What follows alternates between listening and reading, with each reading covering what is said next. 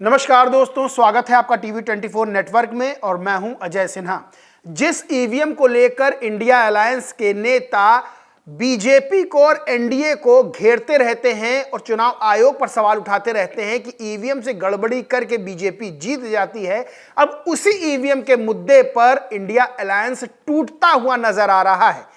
उमर अब्दुल्ला जो कि जम्मू कश्मीर के मुख्यमंत्री, उन्होंने साफ तौर पर कांग्रेस को आईना दिखाने का काम किया है। उन्होंने कहा कि जब ईवीएम से जीत जाते हैं तब चुप हो जाते हैं और जैसे ही हारते हैं तो ईवीएम पर अपनी हार का ठीकरा फोड़ देते हैं।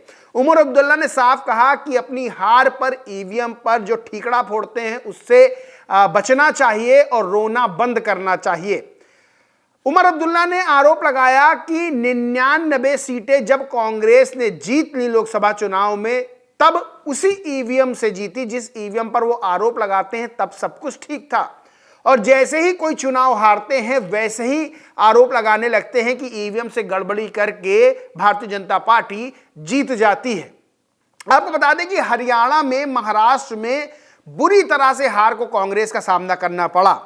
हरियाणा में तो पूरी हार कांग्रेस की रही। महाराष्ट्र में महाविकास अघाड़ी यानी इंडिया अलायंस चुनाव लड़ रहा था कांग्रेस के नेतृत्व में और उसे वहां भी हार का सामना करना पड़ा। जम्मू कश्मीर में इंडिया अलायंस चुनाव लड़ रहा था, नेशनल कॉन्फ्रेंस जो कि उमर अब्दुल्ला की पार्टी है, और कांग्रेस मिलकर चुनाव लड़ रहे थे। वहां पर इन दोनों राजनीतिक दलों को जीत का स्वाद जो है चखने को मिल गया था और उमर अब्दुल्ला मुख्यमंत्री बन गए। लेकिन जब एक इंटरव्यू के दौरान उमर अब्दुल्ला ने यह बात कही, ईवीएम पर जब सवाल पूछा गया तो उन्होंने कहा कि ईवीएम से जीतते हैं तो चुप रहते हैं और ईवीएम से हारते ही हार का ठीकरा ईवीएम पर फोड़ने लगते हैं। देखिए, ईवीएम एक ऐसा मुद्दा है जिसको विपक्ष लगातार उठाता रहता है।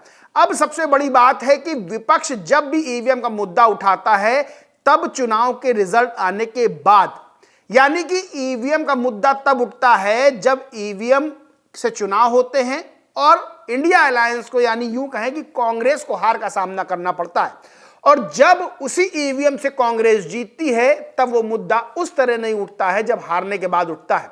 इसी को लेकर उमर अब्दुल्ला ने एक बड़ी बात यह भी कही कि ईवीएम से, अगर उनको ईवीएम पर भरोसा नहीं है कांग्रेस को, तो चुनाव ही क्यों लड़ते हैं।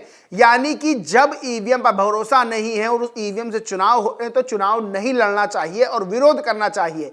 लेकिन चुनाव लड़ते हैं, जब रिजल्ट की बारी आती तो रिजल्ट का इंतजार करते हैं, अपने फेवर में आए तो चुप, और जैसे ही हार मिलती है तब ईवीएम पर दोष देने शुरू कर दिए जाते हैं। यानी सीधे तौर पर अब इंडिया अलायंस में ईवीएम को लेकर भी नेता बटे हुए नजर आ रहे हैं। कांग्रेस ने इसका विरोध किया और कांग्रेस ने बात कही है उमर अब्दुल्ला के बयान को लेकर कि उमर अब्दुल्ला ये बात नहीं समझते हैं कि छोटे राज्य हैं वहां पर बीजेपी छोटे राज्यों को जीतने देती है, यानी ईवीएम से गड़बड़ी करके छोटे राज्यों को में विपक्षी दलों को जीतने देती है और बड़े राज्यों में खुद जीत जाती है। लेकिन अगर देखा जाए तो ये लॉजिक क्या सही लगता है, क्योंकि सबसे बड़ी बात यह है कि जब कांग्रेस हारती है या इंडिया अलायंस हारता है तो उसके बाद ईवीएम पर दोष देने शुरू कर दिए जाते हैं। लेकिन क्या अपनी कमियों को देखा जाता है कि किन कमियों के वजह से चुनाव हारे। आप हरियाणा का चुनाव, आपको याद होगा कि कांग्रेस ने पूरी हवा बना रखी थी कि अब की बीजेपी का सुपड़ा साफ कर देंगे। लेकिन जैसे ही चुनावी रिजल्ट सामने आया तो बीजेपी ने एक तरफा जीत हासिल की, पूर्ण बहुमत की सरकार हरियाणा में बनाई। अब चुनाव के दौरान जिस तरह से इंडिया अलायंस का जो इंडिया अलायंस देखने को मिल रहा था, वो ऐसा मिल रहा था कि कांग्रेस ही कांग्रेस इंडिया अलायंस के तौर पर दिखाई दे रही थी। यानी समाजवादी पार्टी जो टिकट मांग रही थी, जो विधायक अपने जो प्रत्याशी उतारना चाह रही थी, उसे कांग्रेस ने भाव भी नहीं दिया था हरियाणा में। अब हरियाणा से पहले मध्य प्रदेश में आ जाएं तो मध्य प्रदेश में भी जब विधानसभा चुनाव हुए थे तब भी इंडिया अलायंस में सिर्फ कांग्रेस ही कांग्रेस नजर आ रही थी, यानी नाम का इंडिया अलायंस, और देखा जाए तो वहां समाजवादी पार्टी को भाव नहीं दिया था कांग्रेस ने। जम्मू कश्मीर में भी यही हुआ, वहां भी समाजवादी पार्टी को कांग्रेस ने भाव नहीं दिया। झारखंड में भी यही हुआ, जब चुनाव हुए तो झारखंड में जेएमएम के साथ मिलकर कांग्रेस ने चुनाव लड़ा, लेकिन समाजवादी पार्टी को भाव नहीं दिया। जब लोकसभा के चुनाव हुए तब पश्चिम बंगाल में ममता बनर्जी ने कांग्रेस को भाव नहीं दिया था।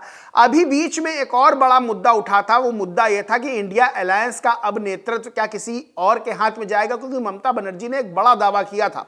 ममता बनर्जी ने दावा किया था कि इंडिया अलायंस का नेतृत्व करने को वो तैयार हैं। अब इसको लेकर तमाम तरह के नेताओं के बयान सामने आए थे, जिन नेताओं ने, बड़े बड़े नेताओं ने ममता बनर्जी का समर्थन किया था, कहा था वो सीनियर नेता, उनको जो नेतृत्व है इंडिया अलायंस का वो करना चाहिए। इसके बाद फिर कांग्रेस ने विरोध किया था और कहा था नहीं, राहुल गांधी नेता है इंडिया अलायंस के। यानी कि सबसे बड़ी चीज ये है कि इंडिया अलायंस जो बना है एनडीए को हराने के लिए, क्या वो इंडिया अलायंस एक साथ चल रहा है? अखिलेश यादव की बात कर ले तो अखिलेश यादव ने एक टीवी चैनल को इंटरव्यू देते हुए कहा कि इसी ईवीएम से हम हराएंगे बीजेपी को और इसी ईवीएम को बाद में हटा देंगे। यानी कि जब लोकसभा चुनाव हुए तब उत्तर प्रदेश में समाजवादी पार्टी ने बेहतरीन प्रदर्शन करते हुए 37 सांसद अपनी पार्टी के जितवाए, यानी 37 प्रत्याशी उनके सांसद बने। लेकिन अखिलेश यादव ने कहा था कि 80 में 80 सीटें भी अगर हम जीत जाते तब भी हमको ईवीएम पर भरोसा नहीं रहता। लेकिन अगर कांग्रेस की बात कर लें तो कांग्रेस का विरोध जब रिजल्ट सामने आता है उसके बाद दिखाई देता है। यानी कि सबसे बड़ी चीजें, सवाल ये खड़े होते हैं कि कांग्रेस जहां जीतती है, ईवीएम से चुनाव होते हैं और जिन राज्यों में जीतती है उन राज्यों में भी उसको सत्ता नहीं अपनानी चाहिए और कहना चाहिए कि ईवीएम का विरोध हम कर रहे हैं तो हम सत्ता पे नहीं बैठेंगे, भले ही जीत जाएं। तेलंगाना में कांग्रेस की सरकार है, ईवीएम से ही चुनाव हुए। लोकसभा में 99 सीटें कांग्रेस ने जीती इसी ईवीएम से।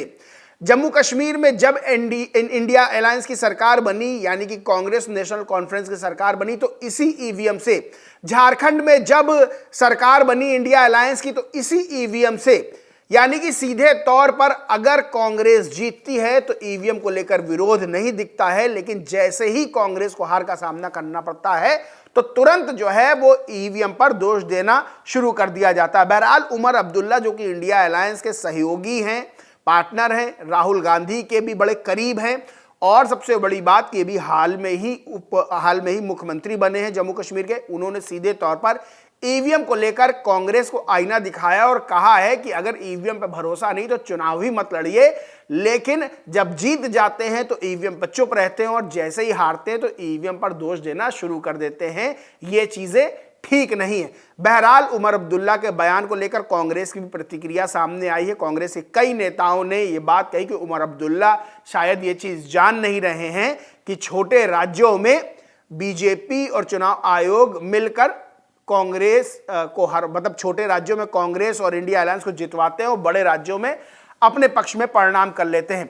बहरहाल ईवीएम को लेकर यह साफ हो गया है कि इंडिया अलायंस के धड़े बटे हुए नजर आ रहे हैं, नेता बटे हुए नजर आ रहे हैं। उमर अब्दुल्ला के बयान ने एक बार फिर हवा दे दी है और एक बात यह भी तय है कि इंडिया अलायंस में राहुल गांधी के नेतृत्व को लेकर सवाल खड़े हो रहे हैं, क्योंकि लगातार राहुल गांधी के नेतृत्व में इंडिया अलायंस को हार का सामना करना पड़ा है। लोकसभा चुनाव हो वहां हार का सामना करना पड़ा, हरियाणा में हार का सामना करना पड़ा और भी जहां महाराष्ट्र में भी बुरी हार का सामना करना पड़ा। इसके बाद से इंडिया अलायंस में यानी विपक्ष में नेतृत्व को लेकर सवाल खड़े हो रहे हैं और राहुल गांधी अपने आप को अभी भी उन नेताओं की नजर में साबित नहीं कर पा रहे हैं जिन नेताओं ने अब कहीं ना कहीं कथित तौर पर बगावत का बिगुल फूंक दिया है कि इंडिया गठबंधन का जो नेतृत्व है वो ममता बनर्जी के हाथ में जाना चाहिए और राहुल गांधी को वो अपना नेता यानी इंडिया अलायंस का नेता नहीं मानते। बहरहाल दोस्तों, आप इस मामले में क्या सोचते हैं? आपको क्या लगता है कि उमर अब्दुल्ला ने जो बयान ईवीएम को लेकर कांग्रेस को लेकर दिया वो ठीक है या गलत? अपनी राय कमेंट बॉक्स में जरूर दें। वीडियो अच्छा लगा हो तो लाइक करें, शेयर करें और चैनल को सब्सक्राइब नहीं किया तो सब्सक्राइब करके बेल आइकन जरूर दबा लें। धन्यवाद।